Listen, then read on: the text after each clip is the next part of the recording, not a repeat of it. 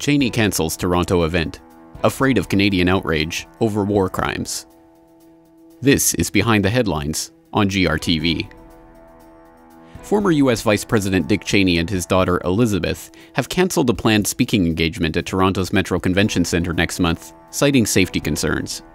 According to the president of the promotion company that booked Cheney for the April 24th speech, he felt that in Canada the risk of violent protest was simply too high. They specifically referenced what happened in Vancouver. The reference is to a fierce protest of Cheney's speech in British Columbia last September, which necessitated the use of Vancouver riot police and kept Cheney locked inside the speaking venue for 7 hours while crowds were dispersed. Cheney is not the first credibly accused war criminal from the Bush administration to cancel a speaking arrangement due to concerns about popular protest or even arrest.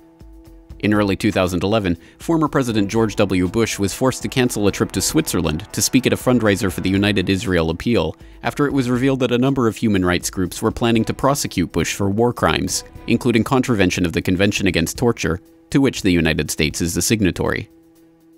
The first such attempt to prosecute Bush occurred in 2009, during the former president's first trip abroad since leaving office, when he spoke at the TELUS Convention Centre in downtown Calgary, Canada. At the time, lawyers against the war and other groups lobbied Canadian prosecutors to fulfill their duties under the Canadian War Crimes Act to arrest and try Bush for his documented participation in the commission of torture during his reign as president. Despite widespread protest, prosecutors declined to bring charges against Bush at the time, and police defended Bush from splitting the sky, a Mohawk activist who attempted a citizen's arrest. I asked you, as representative of the people, to arrest this man. We're asking you to arrest him now. I'm not touching him.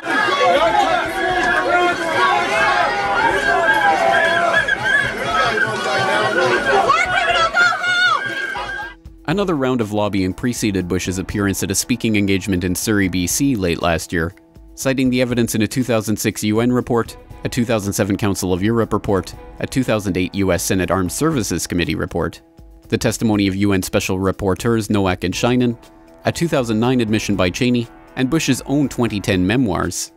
But once again, Canadian authorities refused to enforce the law by bringing charges against Bush. Other Washington insiders, too, have been forced to be careful with their travel arrangements due to the possibility that they will be prosecuted for war crimes.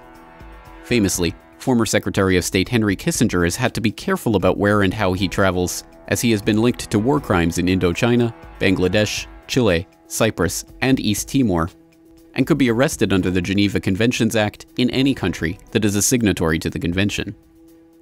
Last year, Swiss politician Dominique Bedig urged the general prosecutor of the Swiss Federation to arrest Henry Kissinger while he was in the country attending the Bilderberg Conference, an annual meeting of 150 of the world's top power brokers, bankers, heads of state, and royalty that takes place amidst a near-total media blackout. Despite a letter from one of the country's leading politicians and a clear obligation to do so under the Geneva Convention, Swiss authorities declined to arrest Kissinger at that time. Cheney's recent decision to cancel his trip to Canada will come as little solace to those who, like George Clooney and Angelina Jolie, have a heartfelt desire to see unindicted war criminals arrested and tried for their crimes against humanity. I'd like indicted war criminals to enjoy the same level of celebrity as me. That seems fair. That's our objective, is to just shine a light on it.